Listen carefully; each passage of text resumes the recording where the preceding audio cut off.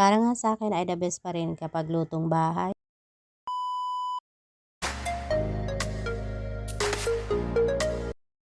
Hi mga mare, magandang araw. For today's video ay samahan nyo nga ako sa aking pagluluto. Yung matagal na naman nga ito mga mare at late upload na naman as usual.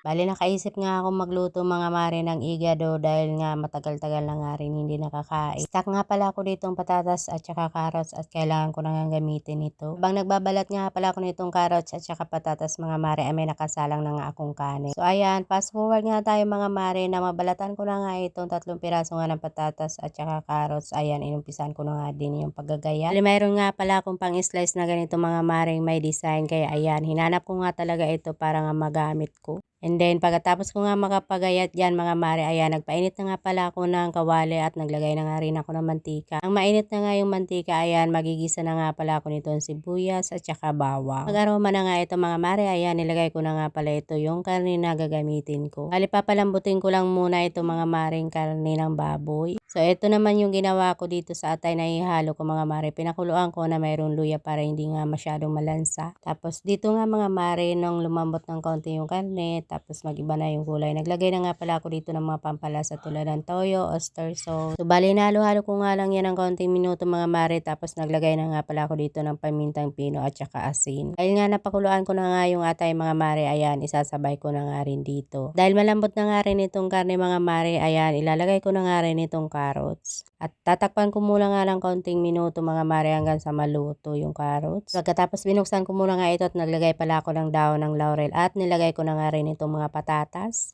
Tinakpan ko nga yan ulit mga mare at nung maigay yung sabaw, naglagay na pala ako ng 1 basong tubig. Dinagdagan ko nga ng pampalasa dito ng 4 cubes at dahil wala nga pala akong bell pepper ay yung siling malaki na nga lang yung lagay ko at hiniwa ko nga lang ito. At pagkatapos ay nagdagdag nga pala ako ng konting granules dyan mga mare. Tabang hinihintay ko nga mga mare itong lumambot, itong niluluto nating pork igado, ayan, nagugas muna nga ako dito ng pinagamitan ko nga kanina. Bali dito nga mga mare, kahit nagluluto ako, hindi naman ako expert sa pagluluto. Nakadepende na nga lang talaga sa atin kung anong yung way nating pagluluto. Bale, itong pinakita ko sa inyo ay direkta na nga itong pagluluto ko ng pork igado. Kasi kung hindi ako nagmamadali mga mare, ay minamarinate ko yan ng gabi. Tapos sa umaga ko na niluluto. Anyways mga mare, tapos na nga rin pala ako sa paghugas at ito binalikan ko na nga itong niluluto at nilagyan ko na nga pala ng rino. Kung na nga yan makalimutan mga mare, kaya ito nilagay ko na at masarap na nga yung sauce niya. Mas masarap pa rin kasi yung lasa kapag nilalagay nga nitong liver spread. Para nga mag-combine yung lahat ng mga pangpalasang nilagay ko dito mga mare, ayan, pinaghalo-halo ko muna ng konting minuto. Syempre, naghintay nga lang ako dyan ng konting minuto mga mare, ayan, at okay na nga rin itong pork igado. Hain na nga rin ako dito mga mare at para makakain na o saluhan nyo na ako dyan mga mare. Ewan ko ba, pero mas nakakatipid ako kapag lutong bahay. Tapos, saktong-sakto at nakapagbibigay pa nga sa mga kapitbahay. So, ayun lang. See you on my next vlog. Bye-bye. Thank you for watching.